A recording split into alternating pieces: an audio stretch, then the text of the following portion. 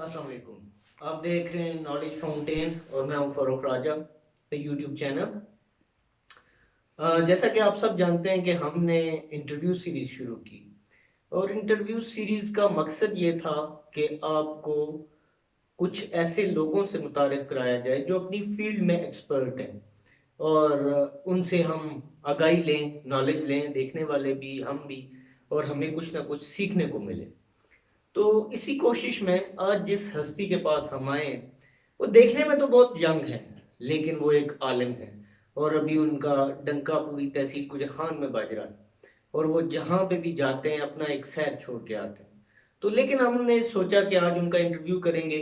कुछ सवालात हैं जो शायद तल्ख भी हैं, लेकिन हमें उनके जवाब चाहिए, इसलिए आज हम उनके पास हाजिर हुए। मुफ्ती जब्बार साहब के पास। अस्सलाम वालेकुम सर। वालेकुम सलाम। क्या हाल है सर? ठीक ठीक ठीक है, है, अल्हम्दुलिल्लाह। अल्हम्दुलिल्लाह। सर काफ़ी दिनों से कोशिश थी कि आपको नॉलेज फाउंटेन पे लाया जाए और आज वक्त मिल गया और आपने भी टाइम दे दिया, थैंक यू। पहले तो ये बताएं सर कि आपका आलम बनना, मुफ्ती बनना, क्या ये आपका फैसला था या आपके वालिदैन का फैसला था? जी बिस्मिल्लाहिर्रहमानिर्रहीम।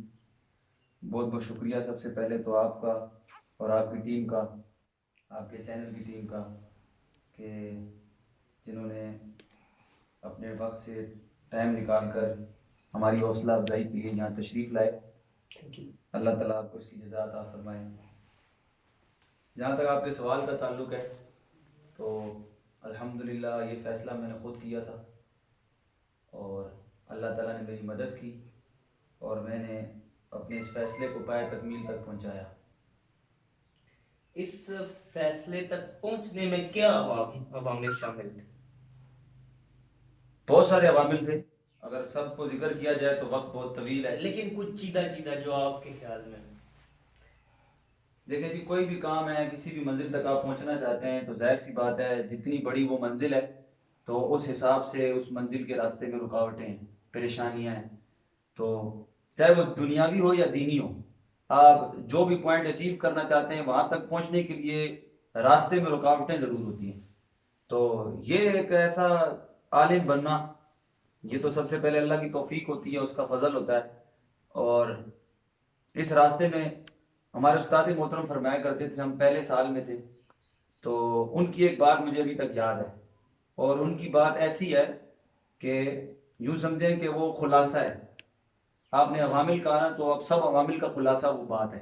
तो हमारे उस्ताद फरमाया करते थे कि बेटा, आप अब जिस रास्ते के मुसाफिर बन गए हो, इसमें जिल्लत भी आ सकती है, किल्लत भी आ सकती है और इल्लत भी आ सकती है। ठीक। यानी कभी आपको पैसों की कमी होगी, माल कम होगा, ख्वाहिशात ज्यादा होंगी। कभी आपको इल्लत का मतलब कभी आप बीमार हो जाएंगे, कभी आपका मूड नहीं करेगा कि आप ये काम करें, पढ़ें, और कभी आपकी घरेलू परेशानियां, घरेलू टेंशन आड़े आ जाएंगी। ये तीनों चीजें, इनको सब्र और बर्दाश्त के साथ जब आप इन तीनों चीज़ों को देखेंगे तो इंशाअल्लाह तबारक व तआला एक दिन आप इस मंजिल तक पहुंच जाएंगे। तो बहुत सारी चीज़ें, कोई काम भी आसान नहीं होता, जैसे मैं अर्ज कर चुका, बहुत सी मुश्किलात आई, पैसों की कमी भी हुई। ठीक। और पैसे बहुत इसलिए ज़रूरी हैं, दीन का भी कोई काम पैसों के बगैर नहीं होता।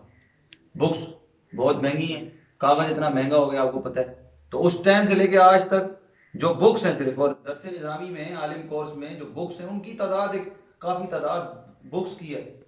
तो वो भी चीज़ें थी बीच में। दूसरी बात ये, अकेले रहना पड़ता था, हॉस्टल लाइफ थी शुरू से, छोटी सी उम्र से घर वालों वालिदैन के बगैर रहना, अपनी परेशानियां, बीमारियां, तकलीफ़ां खुद ही सब कुछ यानी फेस करना। तो ये बहुत सारी चीज़ें थी। ठीक। आप क्या समझते हैं कि जो आलम है उसका क्या किरदार है उनके मुसलमान में, और ख़ास तौर पे खसूसी तौर पे पाकिस्तान में आलम का एक क्या किरदार है, और क्या हमारे उलमा उस पर पूरा उतर रहे हैं या नहीं उतर रहे?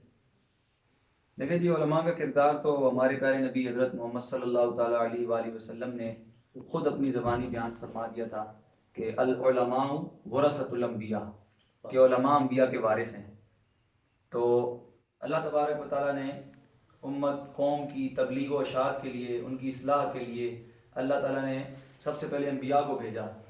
फिर अंबिया अलैहिस्सलाम के बाद सबसे आखिरी नबी हज़रत मोहम्मद सल्लल्लाहु ताला अलैहि वसल्लम को भेजा, उन पर आखिरी किताब को नाजिल किया, उसके बाद नबूवत का सिलसिला बंद हो गया।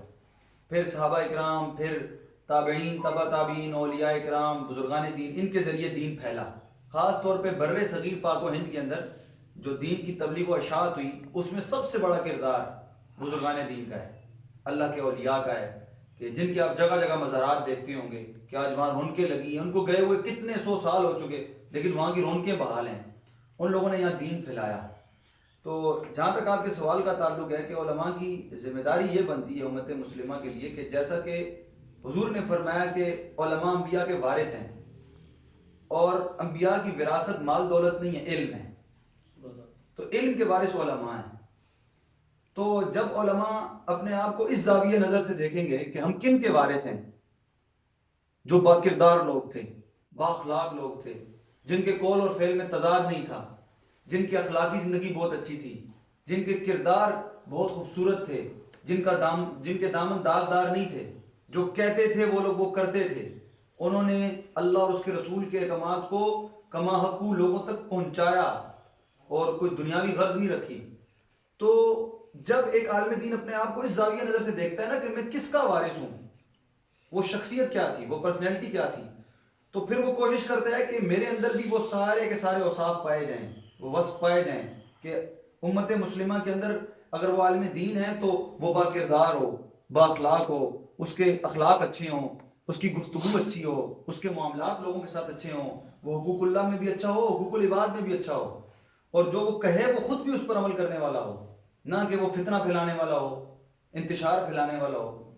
तो उम्मत मुस्लिमा में ये उलमा का किरदार है, और अल्लाह तबारक व तआला की तौफीक से बहुत सारे उलमा इसको अदा भी कर रहे हैं, और पाक व हिंद के अंदर आप देख रहे हैं, और इसके अलावा भी पूरी दुनिया के अंदर उलमा इस्लाम की तबलीग व इशाअत कर रहे हैं। माजरत के साथ मुफ्ती साहब, हमने एक लेमैन की हैसियत से, आम आवाम की हैसियत से, हम जो अपने उलमा का, ज़्यादातर उलमा का ये देखते हैं कि वो अवाम को, खसूसन हमारी यंग जनरेशन को तफरके में डाल रहे हैं, फिरकों में बांट रहे हैं। ऐसा क्यों?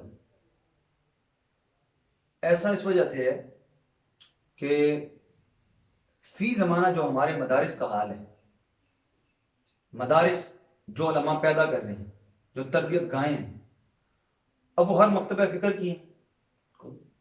अब उसके अंदर जो तालिब इल्म तालीम हासिल कर रहे हैं, उनकी तरबियत के अंदर ही ये चीज़ शामिल कर दी जाती है कि उनको एक मखसूस खौल में बंद कर दिया जाता है, और वो खौल ये होता है कि तुम ठीक हो, बाकी सब गलत है, तुम ठीक हो, तुम हक पर हो, बाकी सब गलत है, चाहे मुसलमान ही क्यों ना हो, हम ठीक हैं, वो गलत है। अब वो 8-10 साल एक मदरसे में पढ़ता है, दीनी तालीम हासिल करता है, लेकिन उसकी वक्तन फवक्तन तरबियत ये की जाती है, उसको एक मखसूस खौल में बंद कर दिया जाता है, यानी उनको कम ज़र्फ बना दिया जाता है। वो इतने ज़र्फ वाले लोग नहीं होते, शिद्दत पसंद टाइप लोग होते हैं, और इस तरह का उनका जहन बना दिया जाता है। अब जब वो कल आलिम बन के वहां से फारिग होते हैं, जब मुआशरे के अंदर आते हैं, अब मुआशरे में तो हर तबके का आदमी पाया जाता है, हर जहन का आदमी पाया जाता है, और यहां तो उसको वो गुफ्तगू करनी चाहिए जो तमाम के लिए फायदेमंद हो, लेकिन चूंकि उसकी तरबियत ये हुई होती है, तो फिर वो इस तरह की बातें मेंबर रसूल पे बैठ के करता है। जब वो ये कहता है कि मैं ठीक हूं, हम ठीक हैं, वो गलत हैं, तो यहीं से तफर्रुक़े की इब्तिदा होती है कि हम ठीक हैं, वो गलत हैं। ये तफर्रुक़े की इब्तिदा है, पहला पॉइंट ये होता है। अब जिन लोगों को उसकी तरफ थोड़ा सा माइल होते हैं ना लोग, जी क्यों हम ठीक हैं और वो गलत हैं, जब वो करीब आते हैं तो वो उनको अपने मखसूस तरीके से अपने तबके में शामिल कर देते हैं। यानी कि आज हमारे इस मुआशरे के अंदर हर तबका अपनी क्वांटिटी बढ़ाने में लगा हुआ है। दीन का खालिसतन काम जो है, दीन तफर्रुक़े से मना करता है, तफर्रुक़ेबाजी से मना करता है, लेकिन हैं ऐसे लोग, लेकिन सब नहीं है। अगर सब होते तो आज हमारा मुआशरा दीनी लिहाज से तबाह बर्बाद हो चुका होता, लेकिन आज भी ऐसे लोग मौजूद हैं जो दीन की हकीकी मानों में सही तबलीग और इरशाद लोगों तक पहुंचा रहे हैं। लेकिन आपकी बात भी बिल्कुल ठीक है। अब इन लोगों को हम क्या कर सकते हैं? अब मुझे आप बताएं, मैं अब हालिया ये बात मैं करना नहीं चाहता था, लेकिन मैं कर रहा हूँ, आपके तवस्सुत से मैं ये बात करता हूँ कि अभी ये जो टीवी में आते हैं मुफ्ती अब्दुल कवी साहब, अब उनके नाम के साथ मुफ्ती लगा हुआ है, वो हट गए, वो हटा दिया गया है, वो हटा दिया गया। अच्छा, वो उन्होंने देखा, उनकी हरकत और सकनात आपने देखी, अब वो खुद आलिम थे, सब कुछ थे, दाढ़ी भी उन्होंने रखी हुई और सब उनको जानते हैं, वो एक इदारे को चलाने वाले हैं। अब उन्होंने इस तरह की हरकत की कि जो बेहयाई और फहाशी के जुमरे में आती हैं, वो सब कुछ करने के बाद हमारे मीडिया ने उसे प्रमोट किया, लोगों के सामने उसे दिखाया, और वो तो बाद में मुफ्ती हटाया गया ना उनके नाम के से। उनको जब भी इंटरव्यू में जिस चैनल ने भी बुलाया साथ उनके मुफ्ती लगाया। यानी इतना सब कुछ होने के बावजूद अब तक आप इन्हें मुफ्ती कह रहे हैं। नहीं, वो देखे ना, एक जो डेजिग्नेशन या हम कह लें जो टाइटल उन्हें मिला है, मैं मुफ्ती कभी साहब की बात नहीं स्पेसिफिकली कर रहा, कोई भी है, अब मीडिया का इख्तियार नहीं है कि वो टाइटल उनसे ले सके, ठीक है। तो इस वजह से जाहिर है उस वक्त जब तक उनके नाम के साथ मुफ्ती था तो मीडिया लगाता था। अच्छा सर, हमारा जो वही बात आ जाती है कि उलमा हैं, मदारिस हैं, ये देवबंदी, बरेलवी, वहाबी बच्चे बना रहे हैं, आगे बच्चों को आ रहे हैं, मुसलमान क्यों नहीं बना रहे? हाँ, वही बात होगी जो मैंने आपसे पहले कही। अब ये आपने जिन तबकों के नाम लिए, ये सब ये तबके मैंने मिसाल के तौर पे, नहीं, अब ये सब तबके खुद को मुसलमान ही कहते हैं। लेकिन मुसलमान तफरकों में तो नहीं होता। अब मुसलमान तफर्रकों में नहीं होता, ये आप कह रहे हैं, ये मैं कह रहा हूँ, लेकिन इन इन लोगों को कौन समझा सकता है? इन लोगों को समझाने वाला कौन है? ये लोग खुद लोगों को समझाने वाले हैं, इनका खुद यही हाल है। तो इस पुरफितन दौर में मैं ये समझता हूं, अगर हम तफर्रुकेबाजी से बचना चाहते हैं, ठीक है, तो हमें इन मखसूस तबकात के अंदर नहीं पढ़ना, ना इनको देखना है जी ये बरेलवी है तो ये देवबंदी है।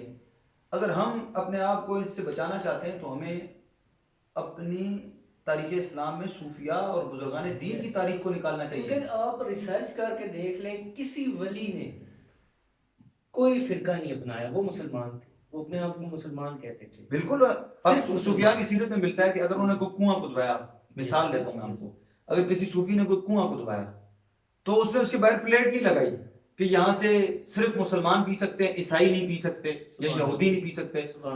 तो आजकल का कोई होता वो बनाता कुआं इस तरह पानी पीने का कूलर, तो वो लिख देता यहाँ से सिर्फ देवबंदी हजरात पिए, बाकी ना पिए। तो उनकी तालीम ही ये थी कि अगर आपने मखलूक खुदा के लिए कुछ करना है, लोगों को इंसानियत पहले, दीनी एतबार से कुछ देना है, और ये सब कुछ, तो आपको ये चीजें नहीं देखनी है। जो काम अपने अल्लाह की रजा के लिए करना है ना, तो आपने उसमें मखसूस तबकात नहीं देखने। बिल्कुल ठीक। तो अल्लाह ताला से हम तो दुआ करते हैं अल्लाह में तफर्रुक़बाज़ी से बचाए। अभी हम इस पे आते हैं, मुफ्ती साहब आपने माशाल्लाह मदरसा शुरू किया। जी अल्हम्दुलिल्लाह। हम ये देखते आए हैं पिछले कुछ अरसे में, 20-25 साल में, मैं माजरत चाहता हूँ, कुछ फैक्ट बयान करूंगा कि हमारे कुछ मदारिस, मैं नाम नहीं लेता किसी का, लेकिन पीछे 10-15 साल 20 साल में वो ह्यूमन बम्स बनाते रहे, ठीक है, ब्रेन वॉशिंग की कि जी आपको जन्नत मिलेगी, और वो फिर बच्चे सुसाइड बम्बर बनते रहे। एक चीज ये हुई, और दूसरी उन्होंने दीनी तालीम स्पेसिफिक एक कर दी, वो दुनियावी तालीम पे हैंडीकैप बना दिया बच्चों को, यानी दुनियावी छोड़ दी और सिर्फ दीनी, और दीनी भी बड़ी, जैसा हम पहले डिस्कस कर चुके हैं, बहुत ही एक मखसूस, अपने मखसूस उसमें तरीके में, ठीक है। आप क्या अपने मदरसे में क्या कर रहे हैं? कोई जिद्दत पसंद कोई चीज कर रहे हैं, यानी आप दीनी भी दे रहे हैं और दुनियावी भी दे रहे हैं, या आप भी टिपिकल सिर्फ एक साइड पे लेके चल रहे हैं बच्चों को? जी अल्हम्दुलिल्लाह, हमारा जहन इस तरह का नहीं है। हम अपने बच्चों को दीनी तालीम के साथ साथ दुनियावी तालीम भी दे रहे हैं। हमारे बराबर में स्कूल है, प्राइमरी तक बच्चे जो हैं हमारे वो स्कूल में पढ़ लें, और उसके अलावा भी जो बच्चे हमारे प्राइमरी पास हैं उनको हम हिफ्ज़ और नाज़रा के साथ साथ रात को इंग्लिश और उर्दू की राइटिंग करवाते हैं। जब उनका हिफ्ज़ मुकम्मल हो जाएगा तो हमारी हिफ्ज़ की सनद की बेस पर वो डायरेक्ट 8वीं क्लास में दाखिला ले सकेंगे। तो हम उनको बीच में टच रखते हैं ताकि वो भूलें ना, और हम बिल्कुल भी इसके मुखालिफ नहीं है, बल्कि हम तो कहते हैं स्टडीज के आप जी मुखालिफ नहीं हैं। बिल्कुल, हम तो कहते हैं ये जिद्दत पसंदी। देखें, आप जिस दौर में रह रहे हैं उस मुआशरे और उस दौर की पेचीदगियां, उस दौर का जो है सबसे टॉप पे जो शय है तालीम के एतबार से, तिजारत के एतबार से, अगर इन चीजों से आपको हम आहंगी नहीं है तो आप मदरसे से फारिग होकर क्या लोगों को बताएंगे? आप तो एक दकियानूसी सोच के मालिक हो जाएंगे, और आप फिर वही, आप अगर दौर के एतबार से चल रहे हैं तबलीग और इरशाद करनी है, लोगों की इस्लाह करनी है, आपको उस दौर के हर शोबे हर डिपार्टमेंट के बारे में मुकम्मल मालूमात होनी चाहिए। और हमारा दीन भी कहता है हमें जिद्दत के साथ, बिल्कुल बिल्कुल, इसमें कोई मजाक नहीं, शरीयत से ना टकराए तो बिल्कुल बिल्कुल शरीयत से। अब जैसे साइंस है, साइंस के बारे में इस चीज़ का हमारा अकीदा है कि कोई भी साइंसी तहकीक अगर कुरान और हदीस से नहीं टकराती तो हम उसे तस्लीम करते हैं, अगर कुरान और हदीस से टकराती है तो हम उसे तस्लीम नहीं करते। हमारे लिए कुरान ज़्यादा फोकियत रखता है। बिल्कुल बिल्कुल। तो इस तरह से हम बिल्कुल मुखालिफ नहीं है, लेकिन ये है कि हम दोनों को साथ लेकर चलने के कायल हैं। अच्छा, एक मुफ्ती साहब, मैं लोगों की रहनुमाई के लिए और शायद अपनी रहनुमाई के लिए भी एक क्वेश्चन करना चाहता हूँ, जो कि हम ज़्यादा कंफ्यूज हो जाते हैं आमतौर पे, कि मुफ्ती, मौलाना, अल्लामा और मौलवी में क्या फ़र्क है? ये अभी फिर फी ज़माना तो उर्फ में सर अगर आपने भी दाढ़ी रखी होती लोग आपको भी मौलवी कह रहे होते। तो हमारे यहाँ तो मौलवी का वर्ड जो है उसकी हकीकी माना, उसकी अजमत, वो कितनी बड़ी चीज़ होता है लोगों को पता ही नहीं है। हमारे यहाँ उर्फ में हर दाढ़ी वाले को मौलवी कह दिया जाता है, हालांकि मौलवी, मुल्ला, मौलाना, अल्लामा, ये जितने लफ्ज़ हैं इनमें से बाज़ लफ्ज़ मुतरादिफ हैं। अल्लामा उसको कहते हैं जिसके पास बहुत ज़्यादा इल्म हो। मौलाना का उर्दू में तर्जुमा है हमारा मददगार, हमारा रहनुमा। और इसी तरह मौलवी, मौलवी भी हमारा, मेरा मददगार मौलवी, ठीक है। मुल्ला भी बहुत ज़्यादा इल्म वाला। तो ये सब, और मुफ्ती वो होता है जिसको हमारे ज़माने में जिसने इफ्ता के फतवा देने के उसूल और कवाबिद पर मुकम्मल दस्तरस हासिल की हो और वो फतवा देने का अहल हो और वो सब कुछ सीख चुका हो, पढ़ चुका हो, इफ्ता के उसूल उसको आते हों, उसे हम मुफ्ती कहते हैं। लेकिन ये वर्ड हमारे यहाँ अपने हकीकी मानों में इस्तेमाल नहीं हो रहे। बल्कि मैं आपको सच्ची बात बताऊं, हमारे तबके के अंदर देख लें आप, किसी मदरसे में भी पढ़े नहीं होंगे, अच्छी सी तकरीर कर लेते होंगे, आवाज़ अच्छी होगी, सुर वुर लगा लेते होंगे, इश्तिहार पे उनका नाम लिखा हुआ अल्लामा, मौलाना, आलिम नबील, फाज़िल जलील, मुफ्ती, जो आया लगा दिया। और इस हरकत की वजह से इन वर्ड्स की अहमियत और अजमत खत्म हो गई है। हर दूसरा आदमी ये वर्ड इस्तेमाल करता है, किसी के लिए भी कर देता है। हालांकि ये वर्ड कोई, ये तो ऐसे टाइटल्स हैं जो बड़ी जद्दोजहद के बाद हासिल होते हैं। और आजकल तो आप दाढ़ी रख लें तो आपको भी मिल जाएगा। तो हमें इसके हकीकी माना समझने चाहिए। ठीक, बिल्कुल। और इससे पहले कि हम कुछ और बात करें, मैं अपने जानने वालों के लिए दो, कि मैं एक तरह से, मुझे बड़ा क्लियर है इस बात पे कि इस्लाम से ज़्यादा लिबरल दीन कोई नहीं है, खुला, ठीक है, कुशादा। लेकिन अगर मैं आपको कहूँ कि हमारा दीन लिबरल है या घुटा हुआ, तो आपका क्या जवाब होगा? क्योंकि बहुत सारी दुनिया हमारे मौलाना या मौलवियों की वजह से हमारे दीन को बड़ा घुटा हुआ महसूस करती है। देखिए, सबसे पहली बात तो ये, मैं आपकी इस बात से शदीद इख्तिलाफ करूंगा कि मैं दीन के ना लिबरल होने का कायल हूँ ना सेकुलर होने का। सेकुलर नहीं, लिबरल से मुराद है ओपन। ठीक है, ओपन जिस तरह से आप कह रहे हैं ना, फी जमाना जो लिबरलिज्म है, नहीं, मैं फी जमाना की बात नहीं कर रहा, मैं अपनी खैर तो फिर आप ये वर्ड यूज ना justification करें। दूंगा। अच्छा, अब ठीक है, आप इस बात की थोड़ी सी वजाहत कर देना कि फी जमाना जो लिबरलिज्म है। नहीं, मैं फी जमाना की बात नहीं। फिर आप ये वर्ड यूज ना करें, पता क्यों? लिबरल मैंने क्यों कहा, मैं आपको बता। अच्छा, मैंने आपको पता है वर्ड आप यूज क्यों नहीं करने दे रहा। उर्फ में हमारे यहाँ ये वर्ड जिन मानों में यूज हो रहा है शायद आप जानते हो। नहीं, मैं शायद नहीं जानता। बहुत, मैं आपको बताता हूँ, ये जिन जिन औरतों ने पिछले दिनों मेरा जिस्म और मेरी मर्जी के वो चार्ट्स वगैरह उठाए हुए थे, स्लोगन उठाए हुए थे सारे जी, तो वो लोग भी इसी बात के कायल थे कि लिबरल है। वो फिर शायद लिबरल का मान ही नहीं जानते। सर देखें, आप मुझे इसमें गलत समझे हुए हैं। कुछ शॉर्ट सवालों के जवाब आप देंगे तो खुद आप मेरी बात की तायीद करें। क्या मजहब, हमारा मजहब, औरत को इंसान मानता है कि नहीं? जी, मानता है। मानता है। हमारे मजहब ने शुरू से उसे एक इंसान के तौर पे और अहमियत दी, और उसकी राय की अहमियत दी, उसकी राय को अहमियत दी कि औरत भी राय दे सकती है। जी, दे सकती है। ठीक हो गया। अच्छा, उसके बाद क्या हमारे दीन में पौधों और दरख्तों के भी हकूक नहीं है क्या? जी हाँ है।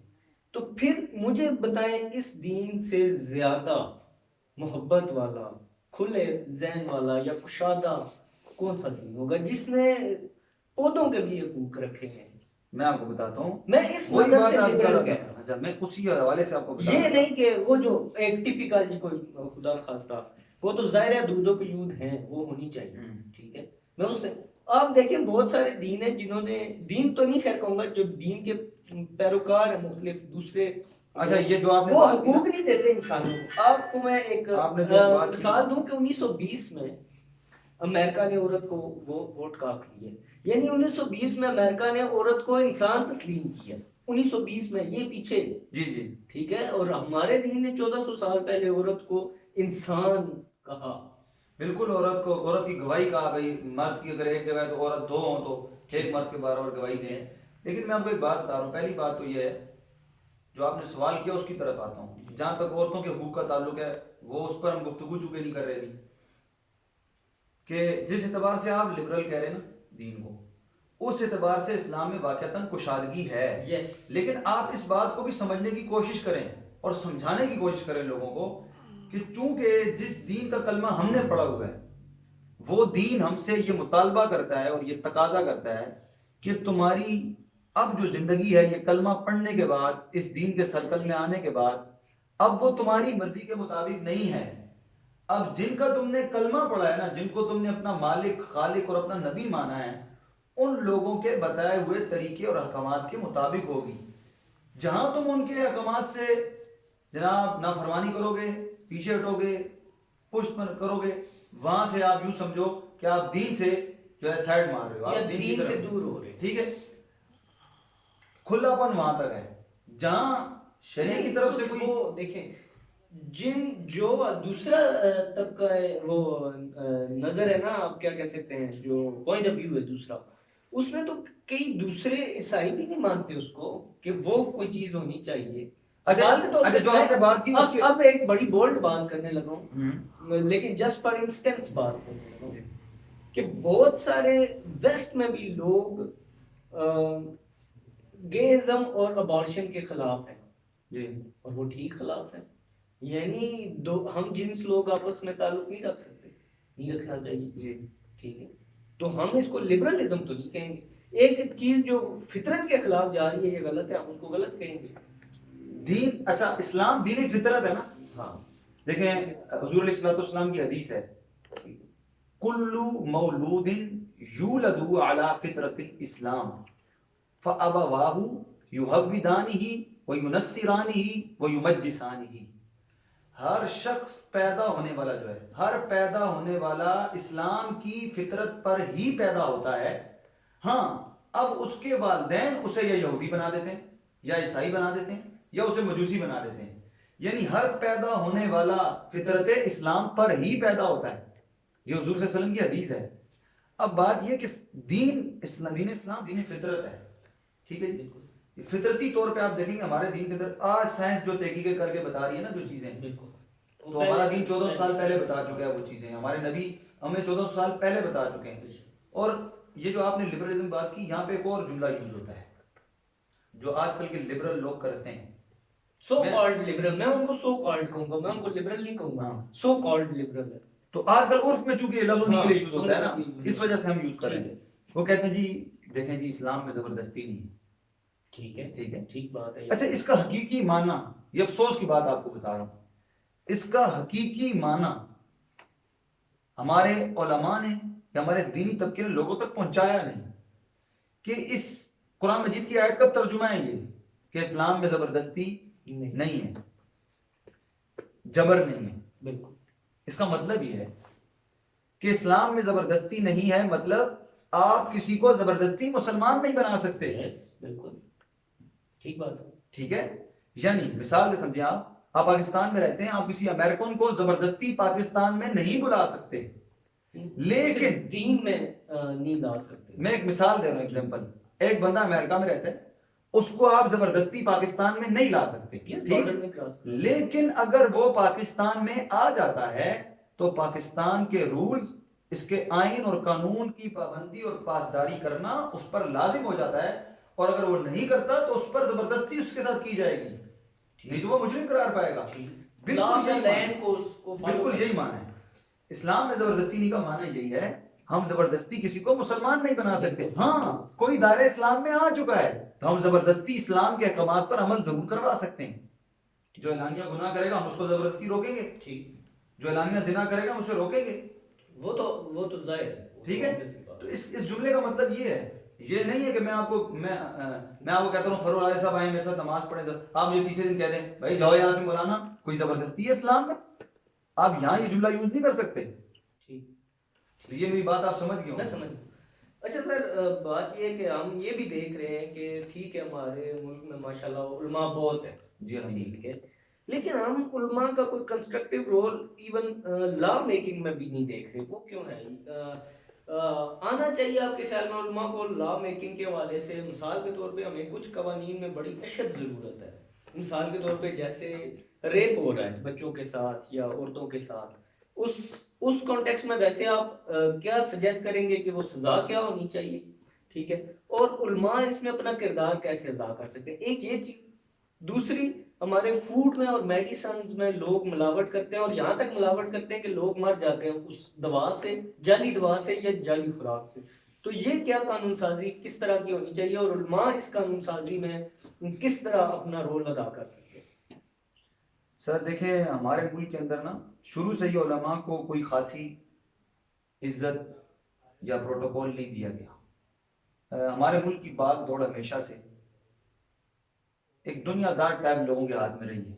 सर, इससे मैं थोड़ा एतराज करूंगा, लेकिन चलें आप कर सकते हैं, आपको मुझसे इख्तलाफ जरूर हो सकता है। तो हाँ, उलमा का एक तबका बीच में रहा, मजहबी जमातें रही। देखिए, बहुत सारी मजहबी जमातें हमारी पार्लियामेंट में जी नहीं है, जी आज रही नहीं हैं, है। आज नहीं है, रही हैं, लेकिन उन्होंने कभी अपना मजहबी रोल अदा नहीं किया, उन्होंने अपनी कभी जिम्मेदारी को पूरा नहीं किया।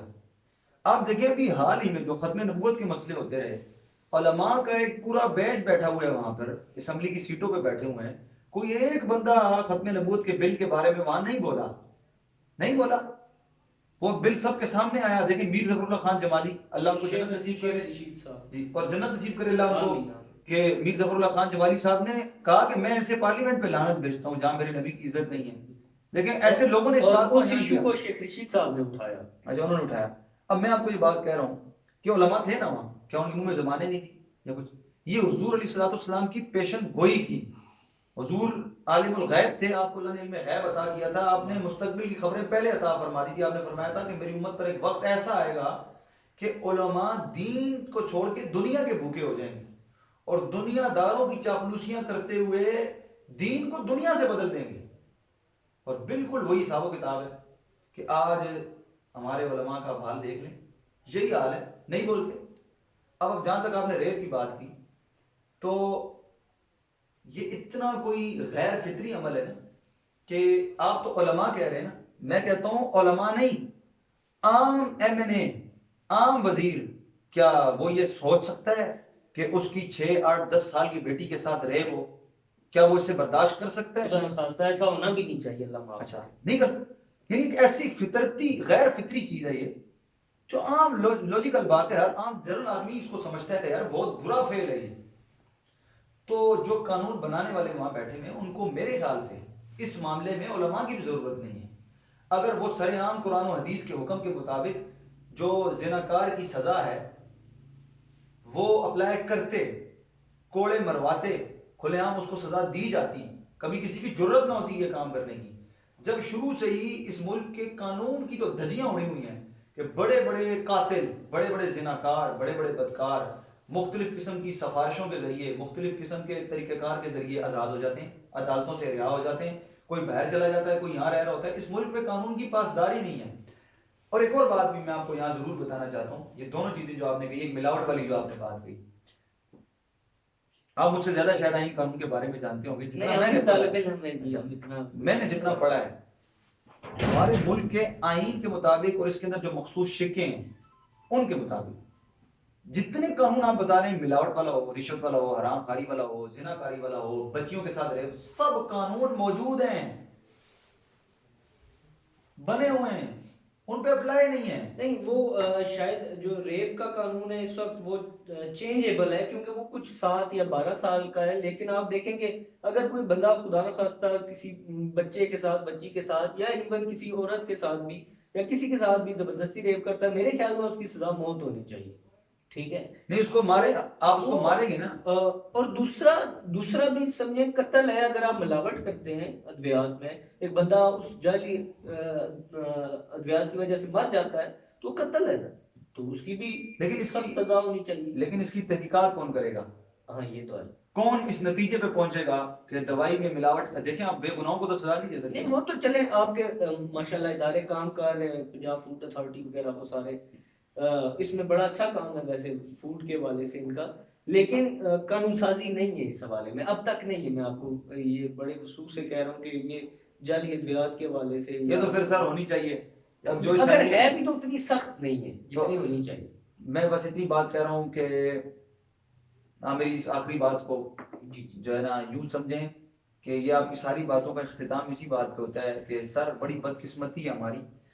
जैसे आपने अभी एक दुख का इजहार किया कि इस तरह के कानून हमारे मुल्क में होने चाहिए, नहीं। मैं कहता हूँ हो भी जाए तो जो पुराने हैं उन पे कौन सा अप्लाई है, बस मुझे ये बता दें किस कानून पे अमल दरामद हो रहा है। कानून बनाते जाएं, शिक्के लाते जाएं, बिल पास करवाते जाएं, अमल इम्प्लीमेंटेशन नहीं दरामद है, इम्प्लीमेंटेशन नहीं। नहीं है, यानी जी, आपके ख्याल में अमल दरामद अमल क्या दरामद करेंगे? बस रजिस्टर भर के सब कुछ करके, जब तक हमारे लोग ईमानदार नहीं होते, अल्लाह से डरने वाले नहीं होते, जिनके हाथों में अल्लाह ताला ने इतनी कौम की बात दौड़ दी हुई है, वो इसको अल्लाह की नेमत समझे ना, वो उसमें अपना कमाल समझते हैं, वो अल्लाह को माइनस कर देते हैं चीजों से, वो अपने आप को सब कुछ समझ के चलते हैं, दुनियादार लोग होते हैं, अपने नशों में गर्क होते हैं। उनको कैसे एहसास होगा कि यार ये जो लोग हैं इनको किन मुश्किलात का सामना है, ये किस तरह मर रहे हैं, दवाइयों को क्या है, खानों को क्या है, खुराक को क्या मसला है, महंगाई के ये जितनी चीजें हैं ना, ये बगैर खौफे खुदा के हासिल नहीं होती। बंदा अल्लाह से डरने वाला, उसके लोगों को एहसास हो। अब हम आपने बताया कानून बनाते चले जाएं, आप इतना मोटा रजिस्टर बना लें आप, और उन पे एक पर भी अमल दरामद ना हो, तो किस काम के ये कानून? बिल्कुल। किसी काम के और नहीं। शायद इसी वजह से एक तो बात वही है कि हमारे मुल्क में कानून की इम्प्लीमेंटेशन नहीं है। दूसरा फिर बात वहीं पे आती है सर, उलमा भी अपना किरदार अदा नहीं कर रहे जिस तरह से उनको करना चाहिए। नहीं उलमा, देखें सारे एक जैसे नहीं है ना, उलमा तो अपना किरदार बहुत सारे अदा कर भी रहे हैं। कर भी रहे हैं, उलमा लेकिन क्या उस करें? तरह से नहीं जिस तरह उलमा से का होना काम है चाहिए। लोगों को बोलना, बताना, इस्तेमाल करना, लोगों को करीब लाके अवेयरनेस देना। उलमा दे रहे। मैं आपके सामने बैठा हूँ, मिलावट पे पता नहीं कितनी दफा तकरीरें कर चुका हूँ, मिलावट पे, रिश्वत पे, झूठ पे, धोखाधड़ी पे, दगाबाजी पे। अब हमारा हम लेक्चर दे सकते हैं, हम इम्प्लीमेंट नहीं करवा सकते। ये करवाना जिनका काम है ना वो नहीं करवा रहे, वो खुद चूंकि इसमें मुलविस हैं। आप फाइलें उठा के उनकी देखेंगे, उनकी पूरी माजी उठा के, बैकग्राउंड उठा के देखेंगे, शायद वो ऐसी अद्वियात की कंपनियों के खुद मालिक या पार्टनर निकले हुए आपको नजर आए। असल में बुनियादों में खराबी है। उलमा बेचारे क्या कर सकते हैं? वो तो अपने मेंबर पे बैठ के तकरीर कर सकते हैं।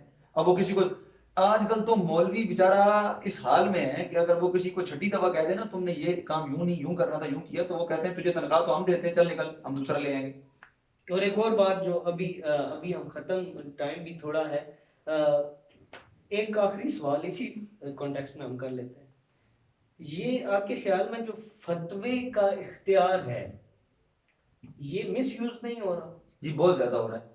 और मैं ये समझता हूँ कि हमारे मौलवी तबके के अंदर से बहुत सारे लोगों ने, जिन लोगों ने शिर्क का फतवा लगाने की, बिद्दत का फतवा लगाने की नंगी तलवारें कौम के हाथ में दे दी, और जिन लोगों ने गुस्ताख होने की नंगी तलवारें कौम के हाथ में दे दी, उन्होंने इतनी बड़ी गैर जिम्मेदारी का सबूत दिया है कि उनकी वजह से जो एक वायरस और गंदगी हमारे कौम की सोचों में गई है, उसको खत्म करने के लिए बड़ा टाइम चाहिए।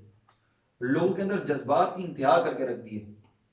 आप देखें, मैं एक छोटी सी बात करता हूँ, गैरुल्लाह के सिवा किसी को सजदा नहीं कर सकते आप। बेशक गैरुल्लाह के अलावा, गैरुल्लाह को सजदा करना आपका हराम है, सिर्फ अल्लाह के सिवा किसी को सजदा नहीं है। बेशक। लेकिन अगर एक बंदा किसी दरबार या मजार पे सजदा कर रहा है, आपने देखते ही उसे कहा यह शिर्क कर रहा है, आपने उसे तो कह दिया, लेकिन कल जब आप मेंबर पे बैठे तकरीर करने के लिए, तो आपने लोगों का जो दरबारों पे सजदे करते हैं वो सब मुशरिक हैं। ये आपने इतनी बड़ी गैर जिम्मेदारी की कि आपने लोगों के हाथ में फतवे का इख्तियार दे दिया। यानी जो बंदा जहां पे भी जिसको भी मजार को सजदा करते हुए दिखेगा, उसके पास मौलवी का दिया हुआ इख्तियार है कि वो फौरन कहेगा ये मुशरिक है, ये शिर्क है। हालांकि ये बातें मेंबर रसूल पर बैठकर कौम के सामने करने वाली नहीं है, ये समझाने वाली बातें। देखें, हुजूर नबी करीम रऊफुर रहीम सल्लल्लाहु अलैहि वसल्लम की बारगाह में शाम और इराक के वफ्द आए मिलने के लिए। तो उन्होंने आते ही हुजूर सल्लल्लाहु अलैहि वसल्लम के कदमों में सजदा कर दिया। जब सजदा किया ना तो हुजूर सल्लल्लाहु अलैहि वसल्लम ने फौरन उठाया और उठाकर उनसे पूछा कि तुमने मुझे सजदा क्यों किया, सवाल किया, क्वेश्चन किया। उन्होंने कहा हुजूर हम जिन इलाकों से आए हैं वहां हम अपने बड़ों के अदब में उन्हें सजदा करते हैं, तो इस वक्त कायनात में आपसे बड़ा हमारे लिए कोई नहीं है, लिहाजा हमने आपको सजदा कर दिया। अदब में, अकीदत से। जी, हुजूर ने उनसे फरमाया देखो इस्लाम जो हमारा दीन है इसके अंदर गैर अल्लाह के अलावा किसी को सजदा नहीं है। अगर अल्लाह हुक्म देता तो बीवी को हुक्म देता कि वो खामद को सजदा करे, लिहाजा अल्लाह के सिवा किसी को सजदा नहीं है। यानी आप देखें कि हुजूर अलैहिस्सलाम की सीरत तैयबा से हमें क्या मिलता है कि हुजूर ने उन पे फतवा नहीं लगाया, पहले उनसे पूछा तुमने सजदा किया क्यों।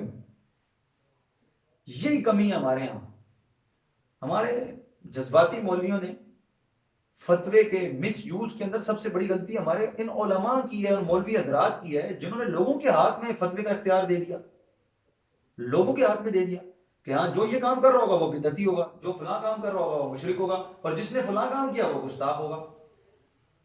ये बहुत बड़ी गैर जिम्मेदारी है और वाकईतन ये फतवे का बहुत बड़ा मिस यूज है। अल्लाह ताला इसका हल क्या है?